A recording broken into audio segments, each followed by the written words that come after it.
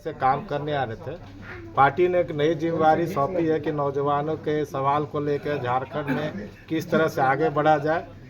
क्योंकि हम लोग के पास बहुत जिम्मेदारी, हम लोग चाहते हैं कि हमारे जो नौजवान झारखंड के नौजवान, झारखंड सरकार ने जो घोषणाएं की थी, चाहे वो आपका रोजगार के सवाल पर हो, चाहे वो रोजगार बेरोजगारी भत्ता के सवाल पर हो, पलायन हो, विस्थापन, कई ऐसे सवाल हैं जिस पे उन्होंने पूरा नहीं करना, चाहे वो केंद्र की सरकार हो चाहे राज्य की सरकार। जो रोजगार के सवाल पर उन्होंने कहा था, तो युवा जिससे भ्रमित हैं और छले गए हैं, तो उनके सवालों को आवाज़ हम उठाएंगे। और हिंदुस्तान की पहली यूथ फेडरेशन संस्था है जो लगातार 1955 से युवाओं की आवाज़ लेकर संघर्ष करते रही। हमारा एकमात्र नारा है, हम रोजगार को मौलिक अधिकार में शामिल करने का, उसकी लड़ाई भी हम लड़ रहे हैं। और बनेगा जैसे कानून को पूरे देश में लागू करें, उसके लिए भी हम लगा रहे हैं। हम लगातार संघर्ष करते रहेंगे और हमारे जो युवा साथी हैं, हम चाहेंगे वो मजबूती से काम करें, अधिक से अधिक काम करें।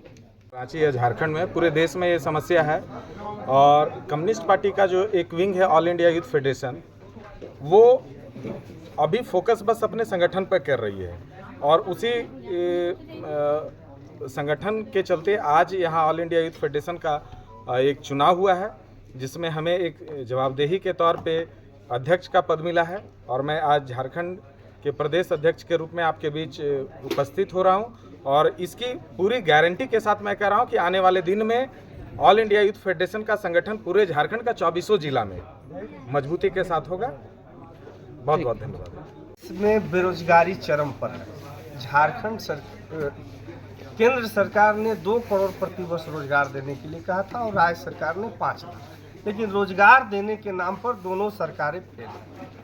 केवल जैसे सरकारी कंपनियां को प्राइवेट के हाथों बेचा जा रहा है और झारखंड में भी आउटसोर्सिंग के माध्यम से 50,000 सैलरी मिलने वाला 8 घंटा खट रहा है वह नौजवान, उसको 8,000 में खटाया जा रहा है। यह श्रम का शोषण किया जा रहा है। झारखंड सरकार से भी हम मांग करेंगे कि आउटसोर्सिंग बंद करें, डायरेक्ट सरकारी बहाल हो। 8,000 और 10,000 की बहाली करके नौजवानों का श्रम का जो शोषण किया जा रहा है, उसके खिलाफ अखिल भारतीय नौजवान संघ बुलंद होकर के लड़ेगा। चूँकि राज्य के में झारखंड राज्य में मुझे जिम्मेदारी मिली है, तो मेरी प्रमुखता झारखंड राज्य के नौजवानों के लिए और उसके स्टूडेंट के लिए रहेगी। प्रमुखता इसलिए मैं कह रहा हूँ क्योंकि झारखंड में सत्ता से सवाल पूछने का अब खत्म हो चुका है परंपरा। सत्ता चाहे किसी की भी हो, सवाल हर एक व्यक्ति को पूछना चाहिए, यही लोकतंत्र की खूबसूरती है। तो मैं अब नौजवानों के लिए और उस सभी छात्रों के लिए मैं सवाल पूछना चाहूँगा कि वो रोजगार भत्ता कहाँ गया, वो बेरोजगारी भत्ता कहाँ गया, रोजगार कैसे मिलेगा लोगों को, क्या लोग वही 8,000 10,000 की उसी मजदूर बंधुआ मजदूरी ही करेंगे कि उन्हें भी उनका भी जीवन खुशहाल हो, इसके लिए सरकार क्या कर रही है। तो आज से सरकार से सवाल करने की शुरुआत हो चुकी है। ठीक।